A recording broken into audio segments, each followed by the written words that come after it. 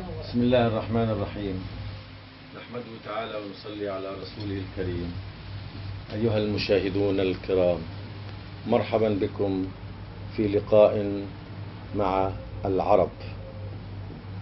نحن الآن في قرب اجتماع الجماعة الإسلامية الأحمدية السنوي الذي اعتادت أن تقوم به منذ أن أسسها الإمام المهدي والمسيح الموعود. وفي كل عام تجتمع أفراد الجماعة الذين يستطيعون القدوم إلى مركز الجماعة، حيث يكون الخليفة والإمام موجودا في هذا المكان. يجتمعون 3 أيام يتبادلون فيها المحبة والأخوة، ويلتقون بإمامهم ويحظون برؤيته ويستمعون إلى خطاباته وتوجيهاته وإلى كثير من الكلمات العلمية والدينية التي يلقيها العلماء من الجماعة في هذه المناسبات.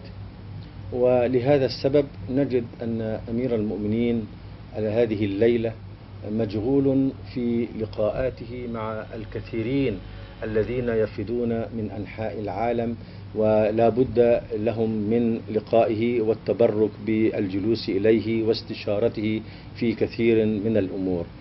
ولذلك استعضنا اليوم عن هذا باجتماع بين الإخوة العرب الذين شرفونا وجاءوا من أماكن بعيدة من مختلف أنحاء العالم، منهم السابقون الأولون أي الذين هم أقدم مني في الدخول بالجماعة الإسلامية الأحمدية ولهم تاريخ طويل في هذه الجماعة، ومنهم الذين دخلوا في الأحمدية منذ فترة قريبة أي بعد دخولي في الجماعة بفترة.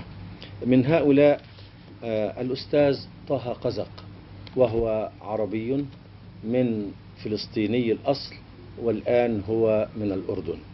والأستاذ مصطفى ثابت، وهو مصري الأصل وهو الآن في كندا أو رعية كندية. أما من الشباب فهناك الأستاذ عبد الرحمن الشافعي من لبنان ويقيم في ألمانيا، والأستاذ بوخط سمير من الجزائر ويقيم أيضا في ألمانيا.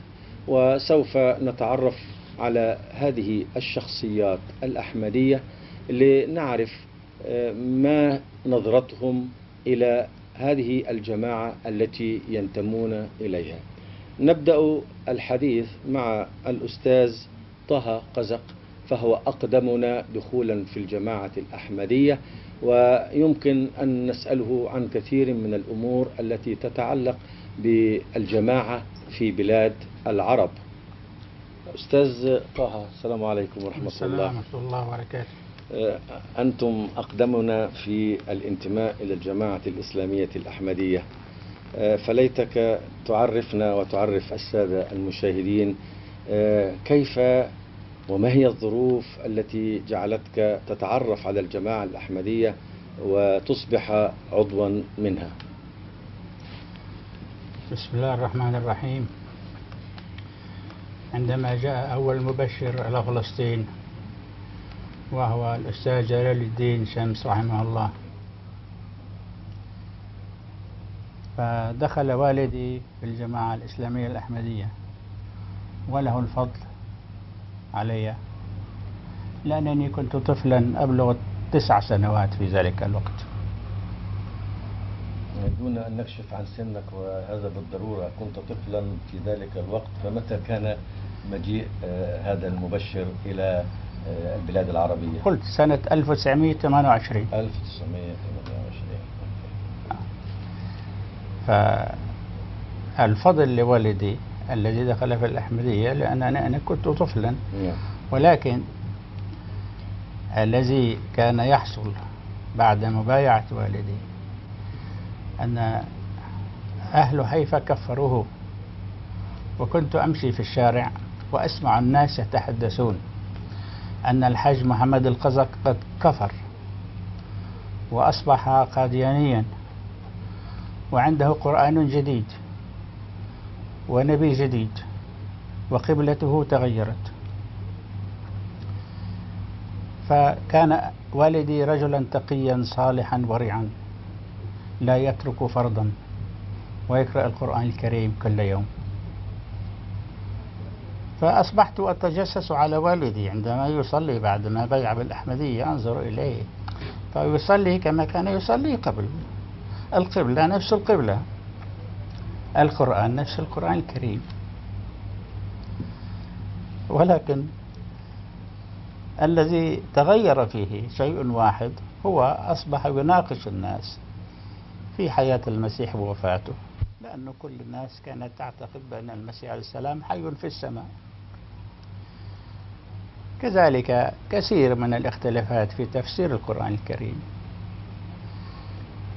مثل قتل المرتد، يعتقدون بأن قتل المرتد وهذا عكس ما يقوله القرآن الكريم. كذلك وفاة المسيح عليه السلام، أكثر من 30 آية في القرآن الكريم تثبت وفاة المسيح عليه السلام، وهم يقولون بأنه حي في السماء.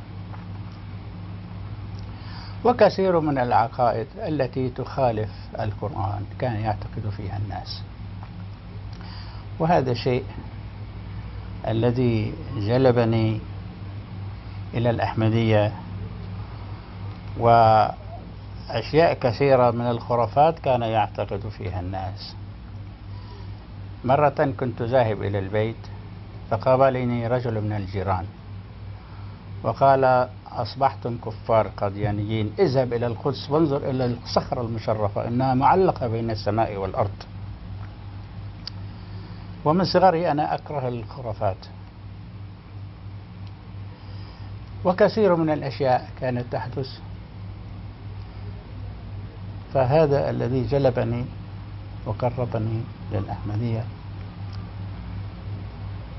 إذن لست أنت أول من دخل في الأحمدية من أسرتك، المرحوم والدي هو أول الذي واحد دخل من هذا الباب، وكانت المعارضة موجودة بمثل ما هي موجودة الآن، والتكفير موجود وكل شيء، وأنت راقبت والدك فتبين لك أنه عقائده لم تتغير، يصلي إلى نفس القبلة ويؤدي نفس الصلاة ويفعل كل ما كنت تراه من قبل أن يصبح أحمديا. نفس الشيء، لم يتغير شيء. اختلفت وجهة نظره في بعض الأمور التي يؤمن بها الناس، وهي أمور خاطئة، وتبين له أنها نظرة الأحمدية إليها نظرة صحيحة، ولذلك هو اعتنق الأحمدية. أنت أشرت حضرتك إلى الصخرة المعلقة، ما أمرها؟ هل الصخرة هذه ليست معلقة؟ هي عبارة عن مغارة. عندما كبرت ذهبت خصوصا إلى القدس، مع أني أنا لا أعتقد فيها، ولكن حتى أرى، فوجدتها عبارة عن صخرة على الأرض وتحتها مغارة. إذن هذه الشائعة التي تقول أن هذه صخرة معلقة بين السماء والأرض ليست حقيقة، وإنما هي من ضمن الأمور المنتشرة في الناس من الخرافات والإشاعات غير الحقيقية. طيب يا أستاذ طه، أنت كنت في ذلك الوقت صغير السن، يعني 9 سنوات، يعني ربما الإدراك يعني تستطيع أن تلاحظ أن والدك يصلي إلى نفس القبلة، وأن يصلي نفس الركعات وبنفس الأسلوب الذي كنت تراه فيه وفي غيره من المسلمين. لكن متى أنت أصبحت أحمديا بنفسك، أي باقتناعك بالتعاليم الأحمدية والدعوة الأحمدية نفسها؟ عندما رأيت هذه الكذبات ضد والدي آمنت بالأحمدية. ألا يكفي هذا؟ وكان الجهل منتشر في الناس، كان في ذكرى المولد النبوي الشريف يخرج الناس إلى الشوارع ويهتفون: دين محمد قام بالسيف. دين محمد قام بالسيف، انتشر بالسيف. يعني هذا شرف يتشرفون به. كانوا يعتقدون هكذا. وكانوا المتصوفين يخرجون إلى الشوارع ويقومون بأعمال وثنية، يضعون السيق في الخد الأيمن يخرجونه من الخد الأيسر، ويركبون على الخيل وينام واحد ويقفز الخيل عليه، وهذه الأشياء الخرافات، شعوذة المتصوف. يعني نستطيع القول بأن عندما تبين لك أن والدك رجل صالح وأنه يقوم بواجباته الدينية على خير وجه، وأن هؤلاء الذين اتهموه بأنه كفر وخرج على الإسلام تبين لك أنهم كاذبون، فعرفت أنه هو لابد أن يكون على الحق ولابد أن يكون صادقا، وأن المفاهيم التي جدت عليه من الأحمدية هي مفاهيم صحيحة. لكن أنت لم تطلع بعد ذلك على التراث الأحمدي والكتب والتعاليم الأحمدية حتى تقتنع بها بنفسك، يعني خارج هذا الإطار. هذا اقتناع فعلا ينبني على أمور منطقية، أن إذا كان الذين يتهمون الوالد بالكفر كذبة، يبقى لابد أن يكون الوالد مؤمن ولابد أن تتبعه في هذا الصدد. لكن أنت لابد أن تقتنع بنفسك بعد أن تجرب وتقرأ وتطلع. طبعا كلما كبرت وقرأت كتب الجماعة الأحمدية كنت أؤمن بها. نعم. مثلا وفاة المسيح عليه السلام أكثر من 20 آية في القرآن الكريم تثبت وفاته. نعم. فكيف يمكن لي أن أعتقد بأنه حي في السماء؟ نعم. مثلا نزول الوحي. نعم. انقطاع الوحي. نعم. يؤمنون به الأغيار، والقرآن نعم. الكريم دائما يبين أن الوحي مستمر. إذن حضرتك بعد ذلك بدأت تطلع على كتب الإمام المهدي والمسيح الموعود، وعلى بعض الكتب التي ألفها المبلغون والدعاة الأحمديون الذين كانوا يأتون إلى فلسطين وإلى منطقة الشرق الأوسط في سوريا وفي مصر وفي لبنان، وتعرفت على الأحمدية تعرفا حقيقيا. هل فقط هذه المسائل الجدلية التي تتعلق بصدق المسيح الموعود أو وفاة المسيح ابن مريم عليه السلام، أو هذه الأمور التي يجادل فيها هؤلاء الناس، ألم يحدث عندك انطباع آخر حول حقيقة الأحمديين وما هي الأمور التي جذبت قلبك إليهم؟ أنت الآن بهذا التاريخ تكون قد أمضيت في الأحمدية ما يقرب من 60 عاما، بل ربما يزيد عن 60 عاما، فلا بد وأن لهم أثر، وإلا لماذا لم تتركهم إذا كانوا فقط هذه الأمور هي التي يرددونها؟ هل هناك أشياء أحسست بها في أخلاقهم، في تعاليمهم، في أمور حياتهم، في دعوتهم، تجعلك تتمسك بالأحمدية طيلة هذا العمر الطويل بالرغم من المعارضة الشديدة في كل مكان من بلاد العالم؟ طبعا كل يوم يزداد إيماني وعقيدتي في صدق المسيح عليه السلام، لأن ما عندما أقرأ تفاسير القرآن الكريم للجماعة الإسلامية الأحمدية أشعر بأننا لم نفهم شيئا من الإسلام. كل يوم ازداد إيماني كلما نسمع تفسير لآية من آيات القرآن الكريم. أنت كان لك حظ في لقاء الخليفة الثاني، هل قابلته؟ نعم قابلته. والخليفة الثالث والخليفة الحالي. حالي. هل لقاءاتك مع هؤلاء الأئمة الخلفاء الذين ينوبون عن الإمام المهدي والمسيح الموعود عليه السلام، هل في لقائك معهم شعرت بتأثير طيب، أو أن هؤلاء الناس صادقين يمثلون إماما صادقا؟ طبعا. نعم. طبعا قابلت مولانا الخليفة الثاني رحمه الله في دمشق مرة، ومولانا الخليفة الثالث عدة مرات في ربوة. نعم. ومرة في لندن قابلته، وأشعر بأنهم ملائكة. نعم. ليس من البشر، ملائكة. لماذا تأتي كل عام؟ أنا قابلتك في لقاءات في الجلسة السنوية أو في الاجتماع السنوي في قديان، وقابلتك في ربوة، وقابلتك هنا في بريطانيا مرات عديدة، فلماذا أنت دائما تأتي في هذه اللقاءات السنوية التي يحضرها إمام الجماعة ويجتمع فيها المسلمون الأحمديون كل عام؟ يعجبني الجلسات السنوية التي يجتمع فيها الأحمديون من جميع أقطار العالم،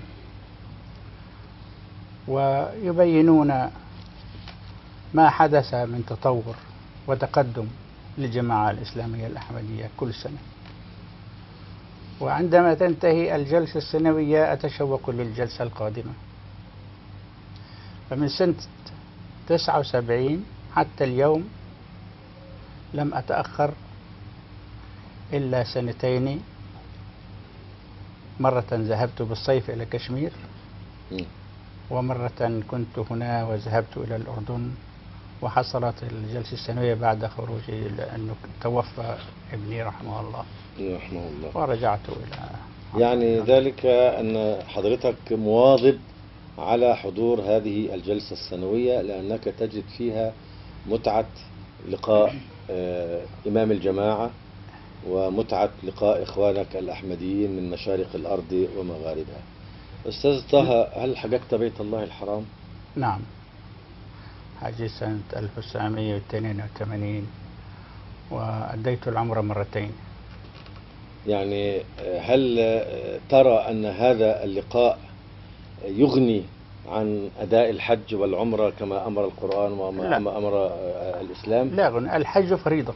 نعم، يجب أن يؤديها كل مقتدر في الإسلام، ولكن الجلسة السنوية هذه يشعر فيها حياة الإسلام الواحد، كيف يتعاملون مع بعضهم، كيف يأكلون، كيف ينامون، كيف يتحادثون، يتذكر الإسلام الصحيح الأول. أنا اسمح لي سألتك هذا السؤال لأن هناك كثير من الذين يتعيشون بالكذب، يقولون أن الأحمديين لا يحجون وأنهم ينصرفون عن الحج ليأتوا إلى الجلسات السنوية، ويروا أن قديان تغني عن مكة، وهذه أكاذيب باطلة.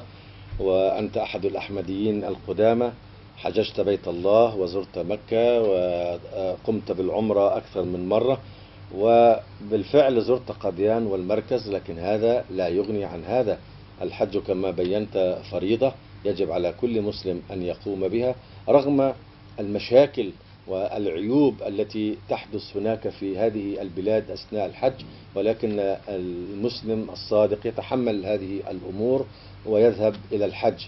أما هنا في الاجتماعات السنوية فكما قلت تجد فيها دروسا روحانية طيبة في لقاءاتك مع الإمام وفي لقاءاتك مع إخوانك والدعاة إلى الله من مشارق الأرض ومغاربها. أنت تعرف أن الإنسان في مثل سننا يعني لم يعد من العمر مثل ما مضى والأيام تقترب، فهل إيمانك يزداد أم ينقص؟ أنا قلت لك من قبل أن إيماني كل يوم يزداد في الجماعة الإسلامية الأحمدية وفي صدق المسيح الموعود عليه الصلاة والسلام، كل يوم يزداد، وأشعر أننا لم نكن مسلمين في المعنى الصحيح. ما هي المنافع المادية والأموال والأشياء التي فزت بها من وجودك في الجماعة الأحمدية؟ بالعكس، نخسر، لم نستفيد شيئا. يعني أنت لا تتمسك بالجماعة الأحمدية لأنها توزع أموال، أو أن بريطانيا أو ألمانيا أو أمريكا أو إسرائيل توزع الأموال وتغدق علينا، أم ماذا؟ لو أنها توزع الأموال كثير من المشايخ يتبعوننا وكثير من الناس لا هرعوا إلينا. أنا لا أريد كان الآن نبلغ 100 الملايين. لا أريد أن أذكر تضحياتك، وهي تضحيات كثيرة وهي من فضل الله تعالى. يكفي فقط أن أشير وتصحح لي إذا أخطأت أنك تكفلت على الأقل بنفقات طبع الجزء الأول من تفسير القرآن الكريم إلى اللغة العربية، هل هذا صحيح؟ نعم، وهذا من فضل الله، شرف وفضل لي، ولم أقل الإنسان لا نحب أن نتحدث في هذه الأمور، لأن واجب كل مسلم أن يبذل التضحيات المالية وغير المالية في سبيل الله. لا شك أنك تعرضت إلى كثير من المضايقات في بلدك وفي أماكن أخرى، فهل هذا أنت نادم عليه ويؤثر فيك وتحزن من أجله أم ماذا؟ بالعكس، هذا شيء زادني إيمانا وتصلبا في عقيدتي. الحمد لله، نحن سعدنا ونسعد كل عام بلقائك، ونرجو أن يمد الله تعالى في عمرك، وأن تأتي إلى هذه اللقاءات، وأن تبذل مزيدا من التضحيات في سبيل خدمة الإسلام الصحيح، وفي سبيل نشر الإسلام في مشارق الأرض ومغاربها. الآن نتوجه بالسؤال إلى الأستاذ مصطفى ثابت، ويهمني أن أخبر الإخوة العرب والمشاهدين الكرام الذين يعني يرونني كثيرا، يجب أن يعرفوا أن الذي أدخلني في الأحمدية بالطبع هو فضل الله تعالى وتوفيقه، ولكن الداعي الذي لاحقني لشهور طويلة بلغت إلى 2 ليدعوني إلى الأحمدية، ويتناقش معي ويعلمني ويبين لي ما هي الأحمدية، ويتحمل إهاناتي وأخطائي وحدة طبعي ومناقشاتي ومغالطاتي، وكل هذه الأمور تحملها بصبر يعني عجيب، هو صبر الداعي إلى الله، إلى أن دخل نور الإسلام وبالفهم الأحمدي في قلبي. هذا الشخص هو الأستاذ مصطفى ثابت، وهو أحمدي أيضا قديم، ولكن ليس قدم الأستاذ طه قزق. هل تحب أن تخبرنا أستاذ مصطفى عن كيف تعرفت على الأحمدية وكيف دخلتها؟ بسم الله الرحمن الرحيم. أنا كان لله سبحانه وتعالى فضل هدايتي إلى الإسلام الصحيح تقريبا في منتصف الخمسينات، وكان لي قريب أحد أفراد العائلة كنا نسمع عنه أنه في شبابه كان مدللا، لأنه كان الابن الوحيد لأمه التي فقدت زوجها وفقدت ابنا آخر، فكان هو الابن الوحيد وكان مدلل، وكان هو شاب عابث. ثم فجأة أطلق لحيته وسافر إلى الهند، ورجع يقول أن هناك نبيا هناك. هذه هي الأمور التي كنا نسمعها في العائلة عن هذا القريب. ثم حدث أنني أردت الزواج، وأردت أن أتزوج ابنة هذا القريب، فذهبت إليه وطلبت ابنته، فقال لي أنني لا أستطيع أن أزوجك ابنتي لأنك لست أحمديا. فقلت: ماذا تعني أني لست أحمديا؟ قال: إنك لم تؤمن بالمسيح الموعود والإمام المهدي. وأنا في ذلك الوقت كنت قد درست هذا الموضوع، لأني كنت مغرم بالاطلاع على الأمور الدينية، وموضوع علامات قيام الساعة ونزول المسيح أثر في، ورأيت من دراساتي أن جميع العلامات قد تحققت، وأن نزول المسيح من السماء ومحاربته أهل الكفر ونشره للإسلام هو الذي يمكن أن يحدث في أي وقت، حتى أنني كنت أدعو الله سبحانه وتعالى أن يعطيني العمر لكي أكون على قيد الحياة عندما ينزل المسيح من السماء. وتعهدت أنه حينما ينزل المسيح ويحارب الدجال فسوف أترك كل شيء وأذهب معه لمحاربة الدجال، لأني قرأت أن أولئك الذين يحاربون الدجال مع المسيح سوف يكون لهم منزلة كبيرة في الجنة. تسمح لي أن أقاطعك. أولا نريد أن نتعرف على شخصية هذا الرجل الذي كان سببا في أن تسمع عن الأحمدية، والذي أشاعوا عنه أنه سافر إلى الهند وجاء هناك بخبر وجود نبي وبقية هذه الأمور، من هو؟ هو قريب في العائلة، هو ابن عمتي. ما اسمه؟ أريد أن يعرف العرب من هو هذا الرجل. الأستاذ أحمد حلمي. إذن الأستاذ أحمد حلمي هو من الرعيل الأول من الأحمديين، لأنك أنت تحكي عن أنه في قبل 55 وعندما كان شابا وذهب إلى هناك. متى كان هذا تقريبا؟ هو ذهب إلى الهند عام 1939. إلى الهند يعني قبل تقسيم نعم. الهند وباكستان. نعم، قبل قيام الحرب العالمية الثانية. أي نعم. ولكنه ليس من الرعيل الأول. نعم، أقصد بالنسبة لنا. الرعيل الأول هم أولئك الذين دخلوا في الجماعة أثناء حياة الإمام المهدي والمسيح الموعود. نعم، إذا أصحح هذا التعبير، أنا أقصد بالرعيل الأول هو الرعيل الأول من العرب، لكن الصحيح أن الرعيل الأول هم الذين يدخلون في الدعوة في زمن مؤسسها. إذن هو من الأوائل أو من المتقدمين في الدخول إلى الجماعة.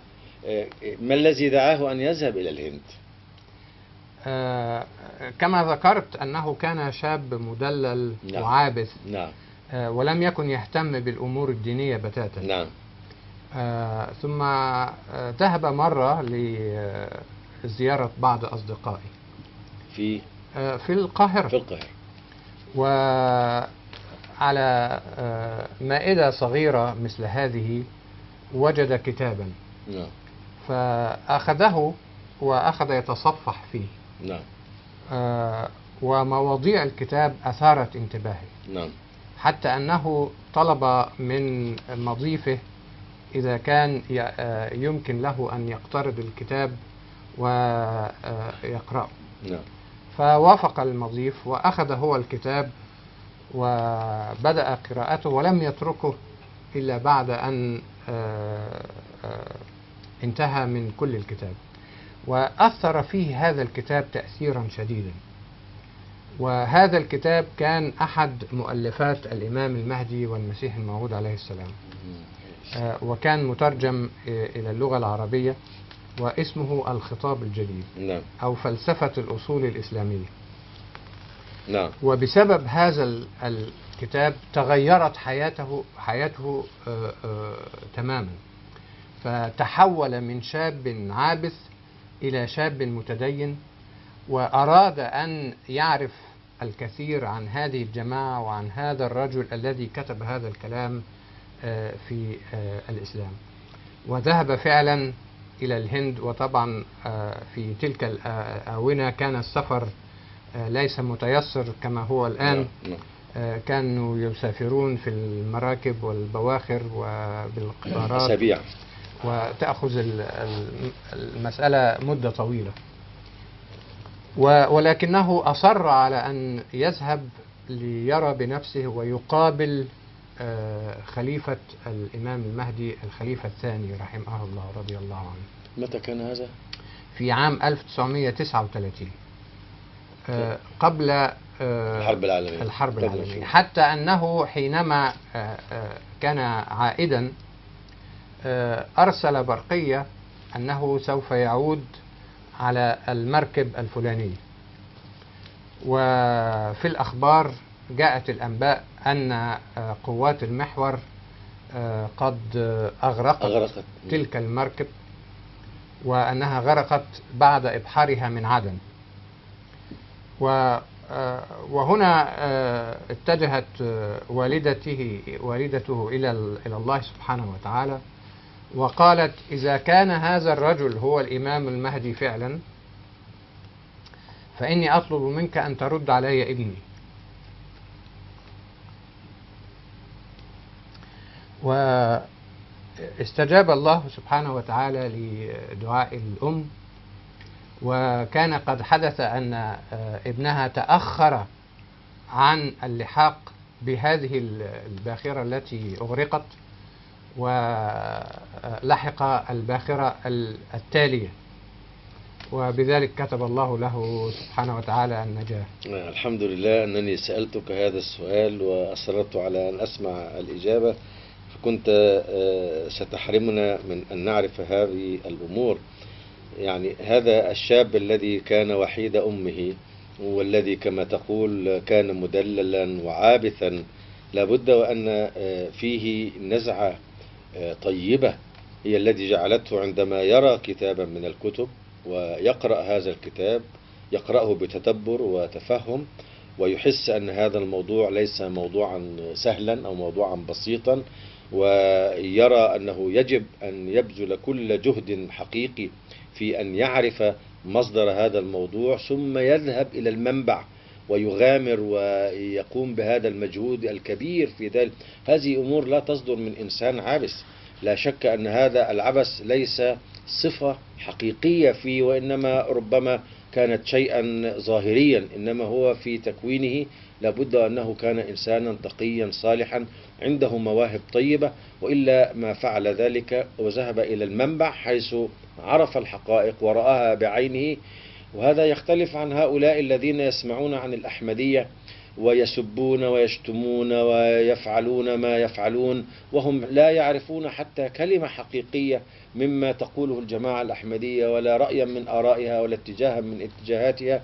هذه هي الطريقة الصحيحة التي يجب أن يكون عليها الإنسان المسلم الطالب للحقيقة. لا نريد أن يذهب كل إنسان إلى الهند أو إلى باكستان أو إلى أي مكان. يكفي على الأقل أن يحاول أن يطلع، يحاول أن يسأل، يحاول أن يبحث من أصحاب القضية. لو كان هو فعل غير ذلك لا اتجه اتجاها آخر، ولكنه كان سعيد الحظ فاستطاع أن يصل إلى الحقائق من منبعه. أرجو ألا أكون قد قاطعتك، لكن الذي ذكرته هذا موضوعا هاما. ثم انظر كيف أن أمه يعني سألت الله أن يبين لها بآية من عنده عن صدق هذا المهدي، وقد تحقق لها هذا. لا شك أنها آمنت وتأثرت بهذا. هل هي دخلت في الأحمدية بعد ذلك؟ نعم. ما شاء الله. إذن هذه أمور من الآيات الدالة على صدق الأحمدية يجب أن يعرفها العرب والمسلمون والذين يشاهدوننا ويسمعون ليعرفوا حقيقة الأحمدية. تفضل بإكمال كده. سألته عن موضوع الإمام المهدي فقال خذ هذه الكتب واقرأها واطلع عليها ثم بعد ذلك نتحدث. أخذت الكتب وبدأت في أول مجلد، وكان هذا المجلد عبارة عن مجلة سنوية، هو كتاب لأعداد السنة كلها، وتحتوي على موضوعات عن المسيحية وعن الإسلام. ولم أكن أعرف الكثير عن المسيحية، فبدأت في قراءة الموضوعات عن المسيحية وتحاشيت قراءة أي شيء عن الإسلام. وكنت أشعر أن بسبب ما سمعته في العائلة عن معتقدات هذا الرجل، لم أكن أريد أن أضلل أو تنزلق قدمي إلى منحرف عن الإسلام. فطبعا لم أرفض أخذ الكتب منه، ولكني تحاشيت قراءة أي شيء. وبعد ذلك شعرت كما أن صوتا من داخلي يسألني لماذا أنت تمتنع عن قراءة هذه الموضوعات الإسلامية؟ فقلت أنني لا أريد أن أضل.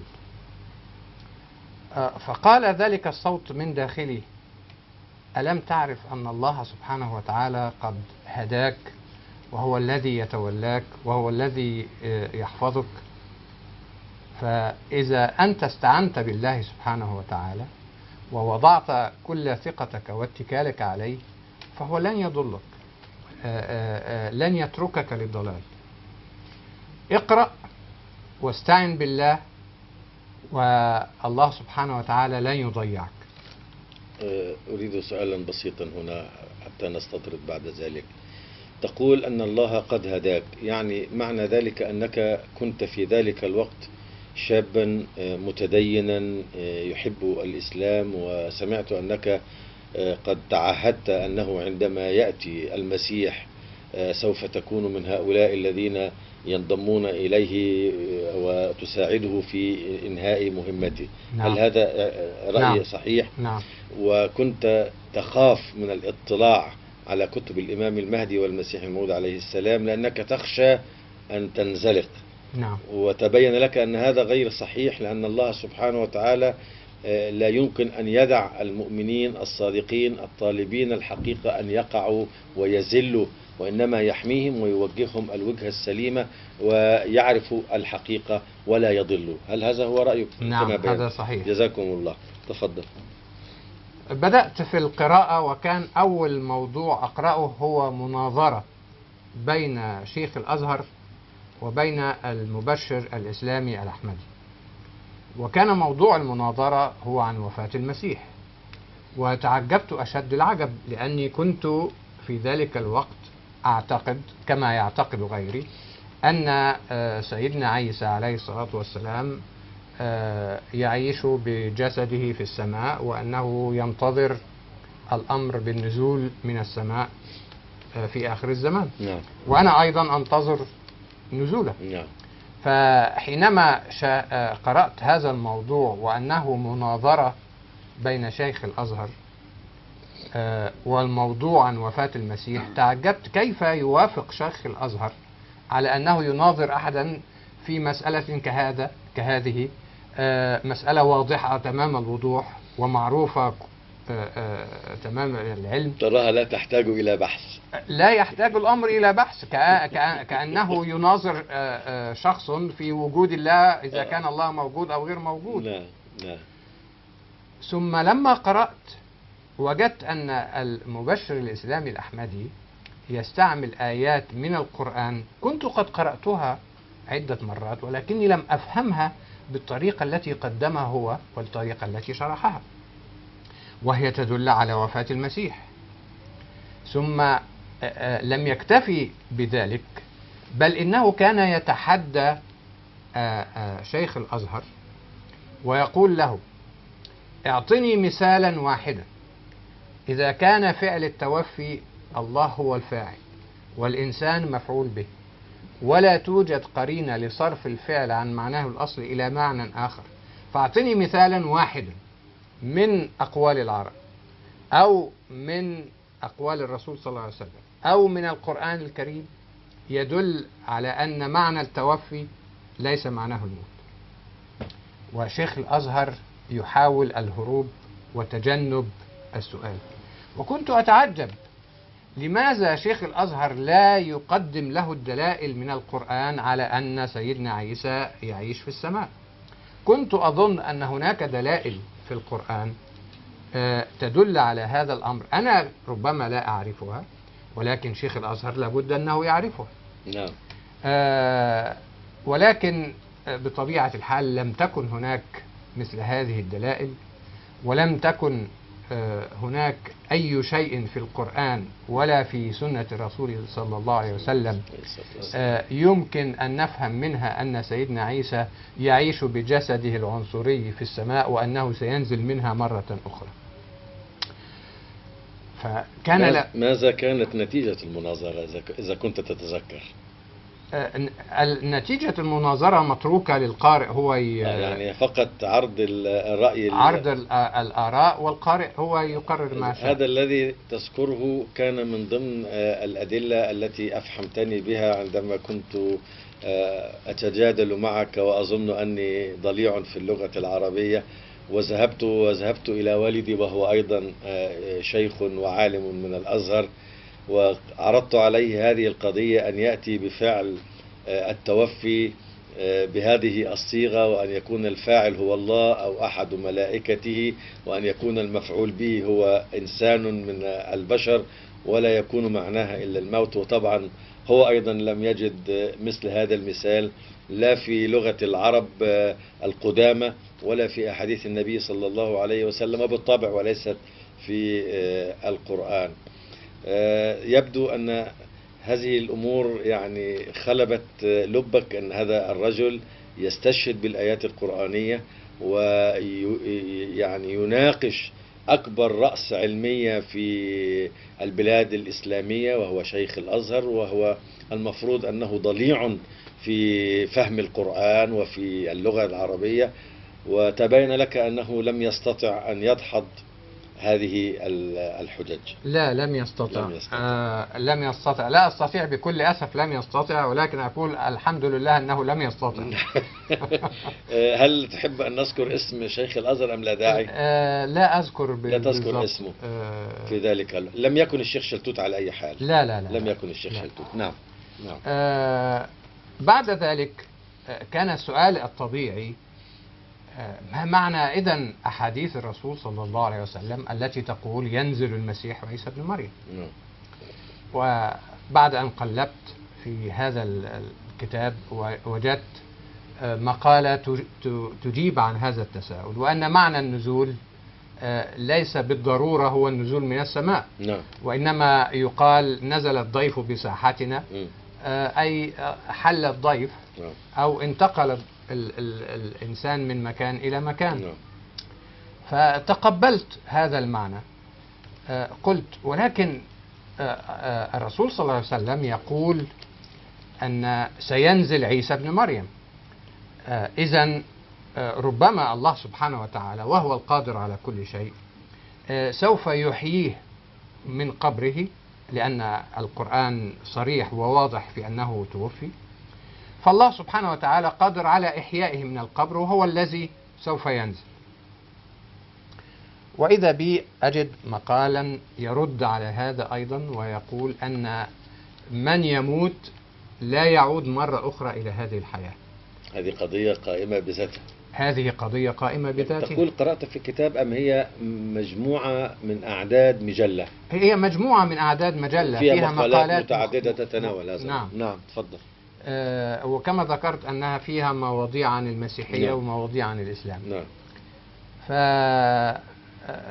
فقلت إذا كان المسيح لن يعود مرة أخرى إلى الحياة، فكيف ينزل؟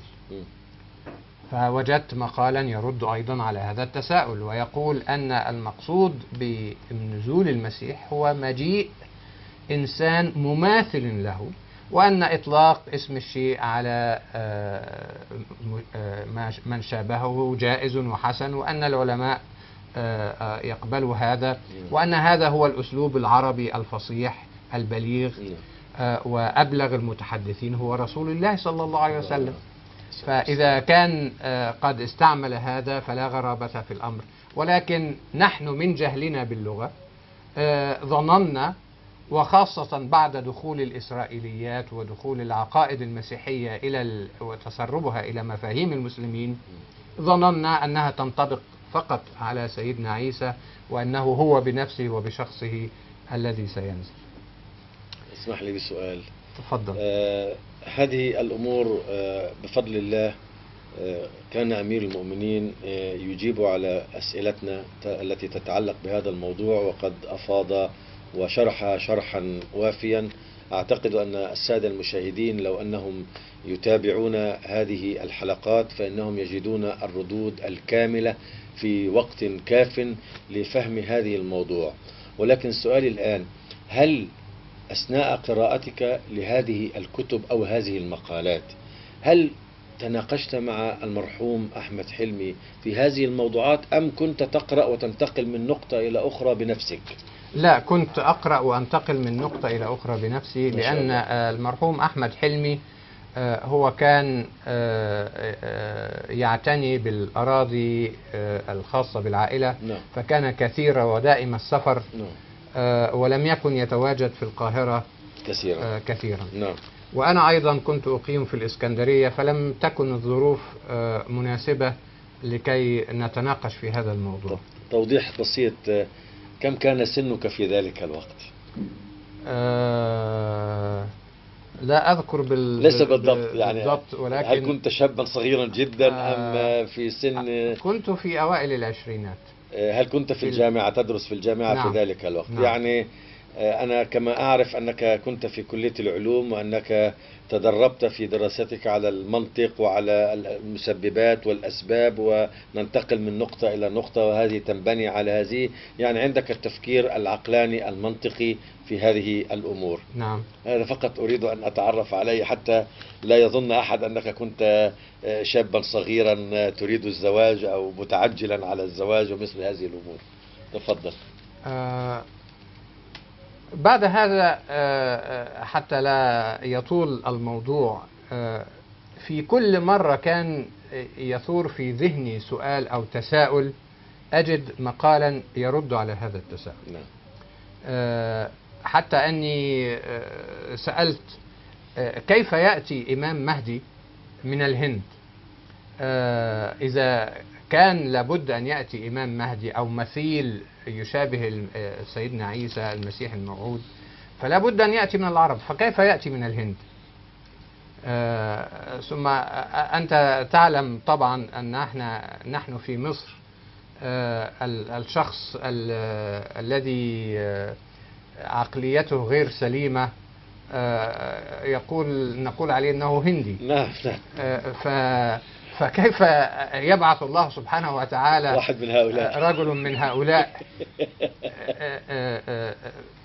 الذين يعبدون البقر ويعبدون القردة والحيات.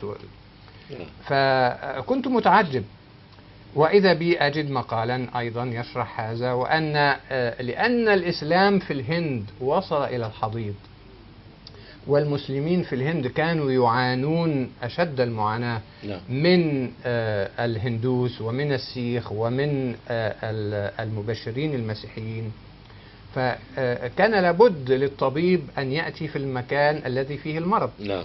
وهذا ما حدث في وقت رسول الله صلى الله عليه وسلم. نعم. كانت هناك الإمبراطورية الفارسية وكانت هناك الإمبراطورية الرومانية، ولكن الله سبحانه وتعالى شاء أن يرسله في هذا المكان الذي هو أحط الأماكن على الأرض قاطبة. أنا أعرف أنك تتردد في الكلمة، لكن في ذلك الوقت كان أحط مكان ليس فيها عيب، لأنه مكان كله عبادة أصنام وعبادة أحجار وأخشاب وتفرق وتمزق، فكان في ذلك الوقت أحط قوم هم هؤلاء القوم لا شك. فهذه سنة الله أنه يرسل نبيه ورسوله ومبعوثه في أحط الأماكن حتى يستطيع. بعد ذلك، بعد أن قرأت كل هذه المقالات وأجابت هذه المقالات عن كل التساؤلات التي كانت في ذهني، ومن ضمنها طبعا كيف أعرف أن هذا الشخص هو فعلا الإمام المهدي والمسيح الموعود، ووجدت أن هناك معايير وهناك دلائل تنطبق على رسول الله صلى الله عليه وسلم. فإذا انطبقت هذه المعايير على رسول الله صلى الله عليه وسلم، وآمنت أنا برسول الله صلى الله عليه وسلم وبصدقه بسبب تلك الدلائل وتلك المعايير، وانطبقت نفس الدلائل ونفس المعايير على هذا الإمام المهدي، فكيف أرفض الإيمان به؟ وحينما انتهيت من الكتاب جاءني ذلك الصوت مرة أخرى من داخلي: ماذا تفعل الآن؟ الآن أنت تعرف الحقيقة، فماذا تفعل؟ فكنت ساجدا بين يدي الله،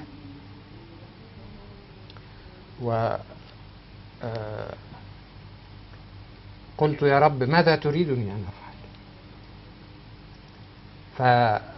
فشعرت أن الله سبحانه وتعالى يريدني أن أقبل الحق، لأنه هو الحق، وأن الحق حق أن يتبع مهما كانت الظروف ومهما كانت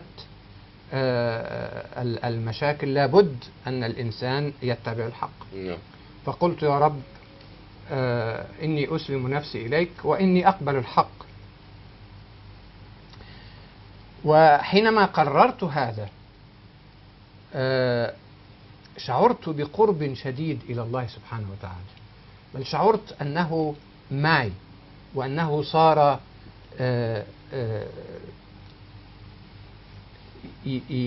كأنه يقيم معي، وأنه كأنه يزاملني، وأنه أصبح صديقي. وشعرت أيضا بمحبة شديدة لرسول الله صلى الله عليه وسلم. عليه الصلاة والسلام.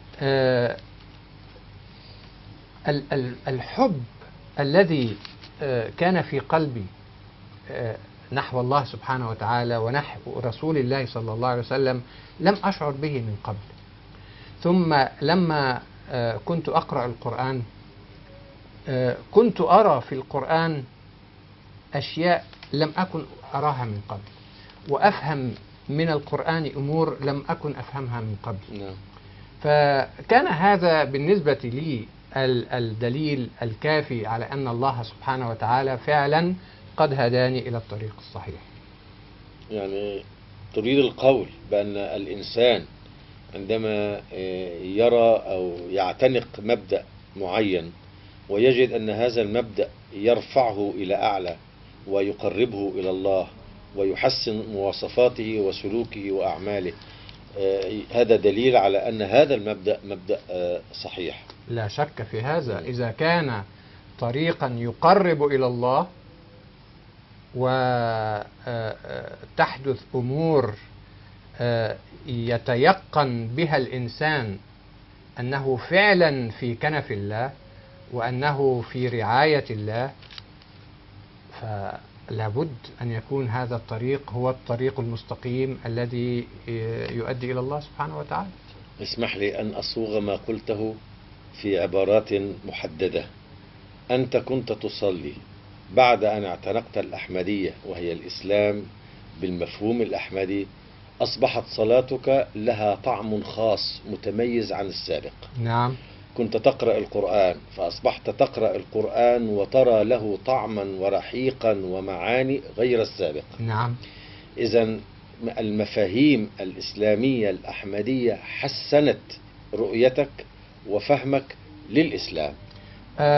تستطيع أن تقول أنها أزالت غشاوة من على عيني. نعم.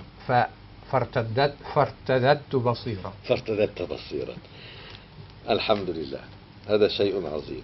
إذن الأحمدية لا تضر الإسلام، وإنما هي تجلو الإسلام وتجلو البصائر حتى ترى الإسلام في نظرته في حقيقته الناصعة الطيبة الجميلة. الأحمدية هي الإسلام الذي أتى به رسول الله صلى الله عليه وسلم دون أي إسرائيليات ودون أي مفاهيم خاطئة، وإنما هو الإسلام النقي الطاهر الذي نزل من عند الله سبحانه وتعالى على محمد بن عبد الله صلى الله عليه وسلم.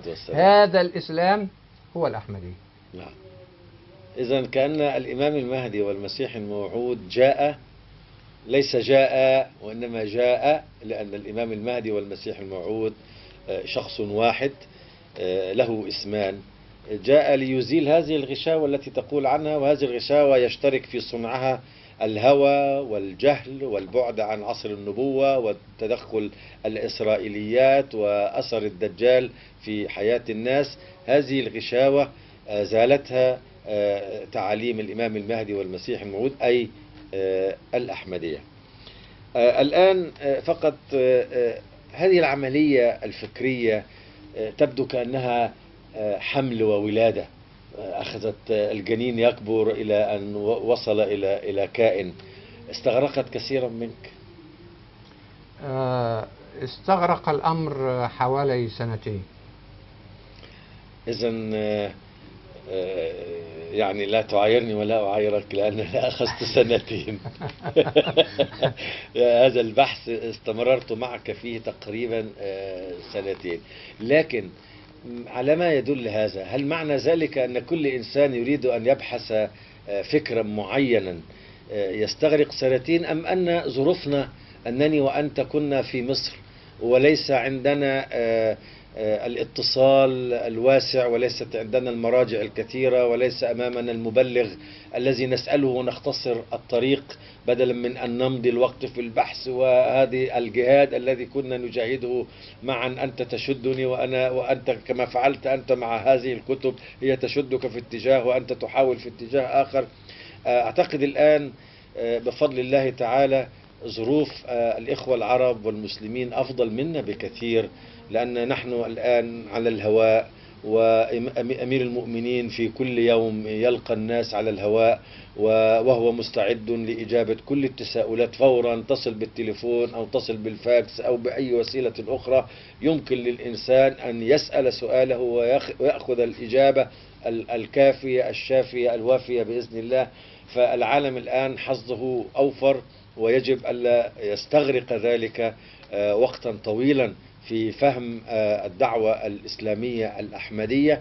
والإنسان الشريف النقي الذي له قلب طاهر يبحث عن الحق سوف يتعرف في وقت قصير على الحقيقة، ويكون واجبه عندئذ أن يتجه إلى هذه الحقيقة ويعمل جهده في تقويتها وفي الإسهام فيها، ويكون في هذا الطابور الطويل العظيم الذي يسير في الطريق المحمدي المتجه إلى الله سبحانه وتعالى.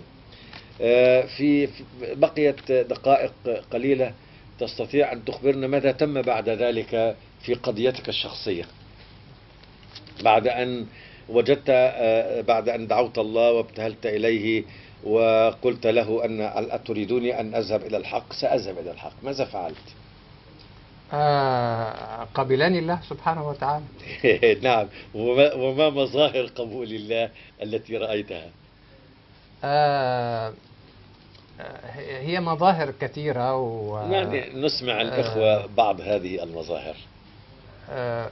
وأنتم تعلمون أن هذه الأمور في العادة الإنسان لا يتحدث عنها. نعم. لأنها كما يسميها الصوفيون حيض الرجال. نعم. الواقع أنا لا أريد أن أدخل في هذه، يعني لا أريد أن تتحدث في هذه الأمور، لأن هذا يعتبر كأنك تمدح نفسك وتثني على نفسك، لا نقبل هذا، لأن هذا أنت لا تقبله وهو إحراج. لكن أنا أريد، هل وجدت توفيقا من الله في حياتك؟ هل وجدت سعادة في قلبك؟ هل وجدت استقرارا في حياتك؟ هل تمر بمشاكل ومصاعب الزمان فتجد أنها لا تساوي شيئا؟ يا سيدي العزيز، كان الله سبحانه وتعالى معي. كنت أشعر بوجوده، كنت أشعر أنه صديقي. حينما كنت أريد شيئا كنت أخاطبه وأكلمه وأحادثه. ماذا أطلب من الحياة ومن العالم ومن الدنيا أعظم من هذا؟ أنني أخاطب رب العالمين وأعلم أنه يستمع لي، وأنه دائما أبدا يرعاني ويكفلني ويفعل كل ما فيه مصلحتي، رغم أنني لا شك وأنا البشر الضعيف، لا شك أن كان لي أمور فيها ضعف بشري، ولكن الله سبحانه وتعالى برحمته هو الغفور الرحيم الذي يتجاوز عن هذه الأخطاء. وأدعو الله سبحانه وتعالى أنه يغفر لي كل أخطائي وكل ضعفي. آمين يا رب. ويقويني ويثبتني إن شاء الله. هذا الضعف البشري يعني أخبرنا الله تعالى به، وبين لنا أنه التواب الرحيم الغفور، فهو وارد بالنسبة لكل البشر. إذن هذه هي حقيقة الأحمدية، أنها تقيم صلحا بين الإنسان وبين ربه حتى يحس حقيقة بوجود الله. ليس هذا القول النظري والقشور الظاهرية التي لا تغني ولا تسمن من جوع، والتي بسببها أصبح المسلمون في هذا الوضع السيء في مشارق الأرض ومغاربها وفي كل مناحي الحياة. الوسيلة الوحيدة كما فهمنا من تجربة هذين الأخوين الكريمين أن الإنسان عندما يقيم علاقة طيبة مع الله، علاقة صحيحة عن طريق أولئك الذين اختارهم الله لإحياء الإسلام ولهداية البشر، عندئذ تصبح حياته جنة على الأرض، مهما كانت المشاكل والعقبات والمصاعب التي يمر. وليس هناك إنسان يخلو من هذه المشاكل، ولكن الله تعالى يهونها ويجعل مرضاته وحبه أهم بكثير من كل هذه الأمور. نسأل الله تعالى أن يطيل عمركما وأن يمد في أجلكما وأن يمكنكما من المزيد والمزيد من الجهاد في سبيل الإسلام ونصرة الإسلام ونصرة الدعوة الحقيقية الوحيدة على الأرض لنصرة الإسلام. ونرجو للسادة المشاهدين كل خير وسلام، وإلى لقاء في غد إن شاء الله، والسلام عليكم ورحمة الله وبركاته. وعليكم السلام.